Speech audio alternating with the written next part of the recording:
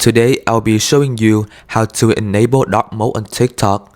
If you find this useful, then please leave a like and consider subscribing. So first, we're gonna go to TikTok.